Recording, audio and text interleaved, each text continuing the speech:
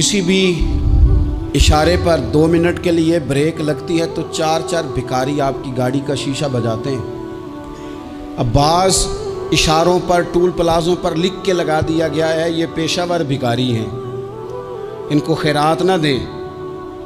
लेकिन मेरा सवाल ये है कि उन सारे भिखारियों को एक जगह पे खड़ा करके पूछना किसने है कि तुम भीख क्यों मांग रहे हो? उनके घरों तक उनके साथ किसने जाना है?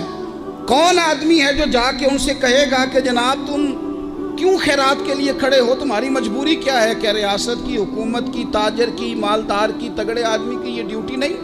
उन तक रसाई किसने हासिल करनी है?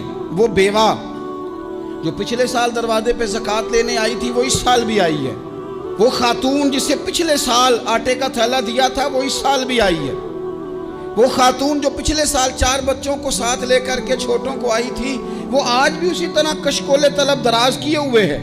और हज़रत उमर क्या फरमाते हैं? सैयदना फारूक आज़म रदी अल्लाह ताला अन्हु इरशाद फरमाते हैं, इसको इमाम बहकी ने और इमाम सुयूती ने नकल किया है। हज़रत उमर फरमाया करते थे कि अगर मैं ज़िंदा रहा तो इराक वालों मैं तुम्हारी बेवाओं के लिए ज़रूरत का इतना सामान कर जाऊंगा कि बीबी जब तक ज़िंदा रहेगी किसी की मोहताज नहीं होगी।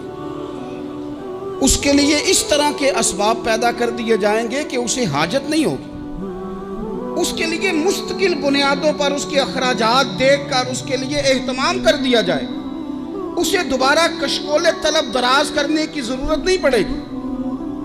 एक सहाबी थे हज़रत जनाब सैयदना खफाफ बिन ईमा गफ़ारी रदी अल्लाह ताला।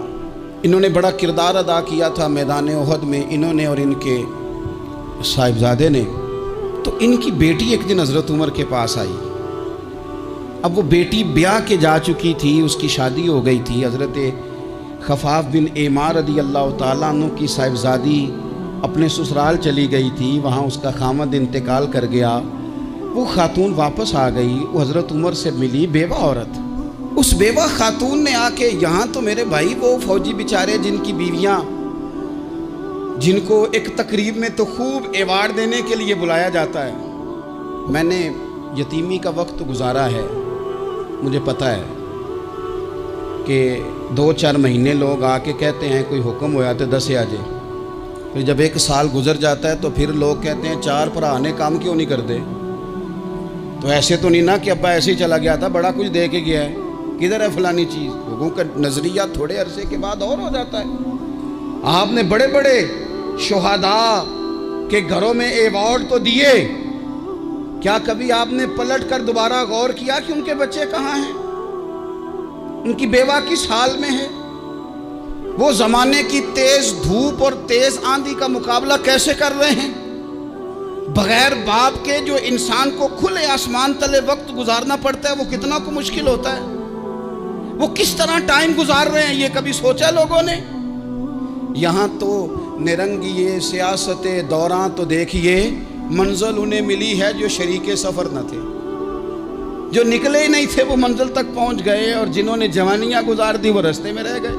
हज़रत खफाफ बिन ईमा की साहिबजादी बेवा होके आ गई, बच्चे साथ थे। सरेरा जनाब उमर से मिली और मिल के कहने लगी, हुजूर मैं उस सहाबी की बेटी हूँ जिन्होंने ओहद वाले दिन अपने बेटे के साथ मिल के मुआसरा किया था।